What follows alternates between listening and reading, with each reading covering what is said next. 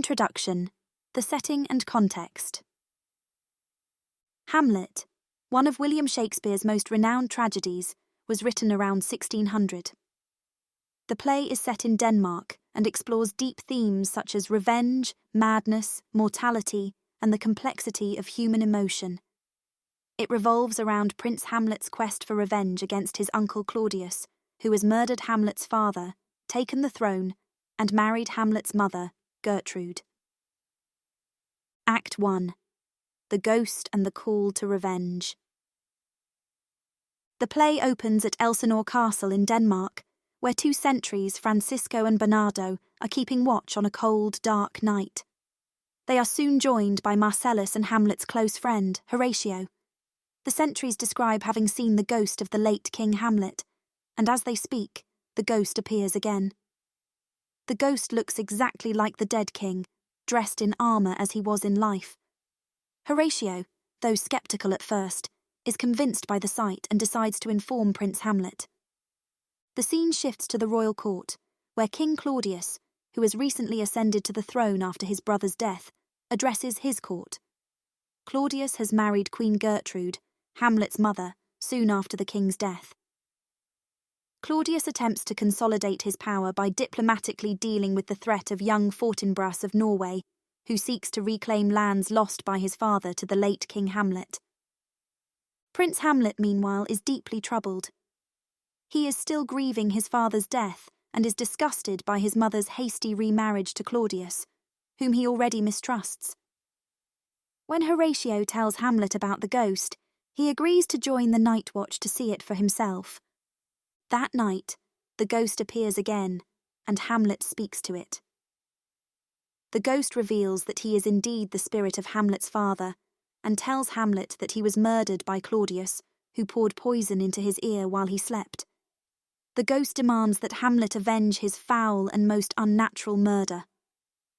Hamlet is deeply shaken by the revelation, but swears to remember the ghost's words and seek revenge. However, he is also unsure of the ghost's true nature, whether it is a spirit of good or a demon trying to tempt him into sin. Act 2. Hamlet's feigned madness. As Hamlet contemplates his next move, he begins to behave erratically, leading those around him to believe that he has gone mad. Polonius, the king's chief counsellor, is convinced that Hamlet's madness is due to his love for Ophelia, Polonius's daughter. Hamlet and Ophelia had been romantically involved, but Polonius had previously ordered Ophelia to end the relationship, fearing that Hamlet's intentions were not honourable. Claudius, sensing that something is amiss, sends for Hamlet's old friends Rosencrantz and Guildenstern, asking them to spy on Hamlet and discover the cause of his strange behaviour. Hamlet quickly realises that his friends have been sent to betray him, which deepens his sense of isolation and mistrust.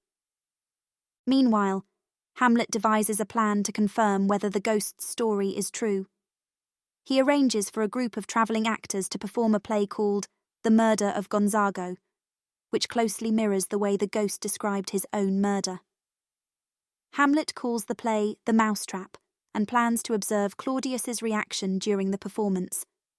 If Claudius reacts with guilt, Hamlet will know that the ghost was telling the truth. Act 3. The Play and the Turning Point. The play within a play is the turning point of the story. As the actors perform the scene in which a king is murdered by having poison poured into his ear, Claudius becomes visibly agitated and abruptly leaves the room. Hamlet interprets this as proof of Claudius's guilt, confirming that the ghost was truthful and that Claudius did indeed murder Hamlet's father. Immediately after the play, Hamlet finds Claudius alone, praying. Hamlet sees this as an opportunity to kill Claudius and avenge his father, but he hesitates. He reasons that if he kills Claudius while he is praying, Claudius's soul might go to heaven, which would not be a fitting revenge. Hamlet decides to wait for a moment when Claudius is sinning, so that his soul will be damned. Shortly after, Hamlet confronts his mother, Gertrude, in her chamber. In a fit of rage, he criticizes her for marrying Claudius so soon after his father's death. As Hamlet becomes increasingly aggressive, Gertrude fears for her life and calls for help. Polonius, who has been eavesdropping behind a curtain, also calls out. Hamlet, thinking it might be Claudius hiding behind the curtain, stabs through the fabric and kills Polonius. When he realizes his mistake, Hamlet shows little remorse, viewing Polonius's death as collateral damage in his quest for revenge. The ghost of King Hamlet appears again during this confrontation, reminding Hamlet of his mission. However, Gertrude cannot see the ghost and believes her son is truly mad. Act 4. The Fallout. After Polonius's death, Claudius becomes even more concerned about Hamlet's behaviour and decides to send him to England, ostensibly for his own safety, but secretly with orders for Hamlet to be executed upon arrival. Rosencrantz and Guildenstern are sent with Hamlet to ensure that Claudius's orders are carried out. Meanwhile, Ophelia, devastated by her father's death and Hamlet's erratic behaviour, descends into madness. She sings songs about death and betrayal, and eventually drowns in a river, in what is ambiguously portrayed as either an accident or suicide. Laertes, Polonius's son, returns from France, enraged by his father's murder and sister's death. He conspires with Claudius to kill Hamlet in a way that will appear accidental. They plan a fencing match between Laertes and Hamlet, during which Laertes will use a sword tipped with poison. As a backup plan, Claudius prepares a poisoned cup of wine to offer Hamlet during the match. Meanwhile, on his way to England, Hamlet discovers Claudius's plot against him and manages to escape, sending Rosencrantz and Guildenstern to their deaths instead. Hamlet returns to Denmark, determined to confront Claudius. Act 5. The Tragic Conclusion. The final act begins with a graveyard scene, where Hamlet and Horatio encounter two gravediggers preparing a grave for Ophelia. Hamlet, reflecting on the skulls in the graveyard, muses on the inevitability of death and the futility of human ambition. When Hamlet realizes that the grave is for Ophelia, he is overcome with grief and leaps into the grave, where he confronts Laertes. The two men wrestle, each expressing their sorrow and rage over Ophelia's death. Soon after, the court gathers for the fencing match between Hamlet and Laertes. Hamlet is unaware of the deadly plot against him and agrees to the match. During the duel, Hamlet scores the first hit, but declines to drink from the poisoned cup offered by Claudius. Instead, Gertrude, unaware of the poison, drinks from the cup and is quickly overcome by the poison. As the match continues, Laertes wounds Hamlet with the poisoned sword. In the scuffle, the swords are switched, and Hamlet wounds Laertes with the same poisoned blade. As they both realise they are dying, Laertes confesses the plot to Hamlet, revealing Claudius's role in the scheme. In his final moments, Hamlet stabs Claudius with the poisoned sword and forces him to drink the poisoned wine. Claudius dies, and Hamlet, with his last breath, declares that Fortinbras of Norway should be the next king of Denmark. As Hamlet dies, Horatio, devastated by the loss of his friend, considers killing himself, but Hamlet asks him to live and tell his story.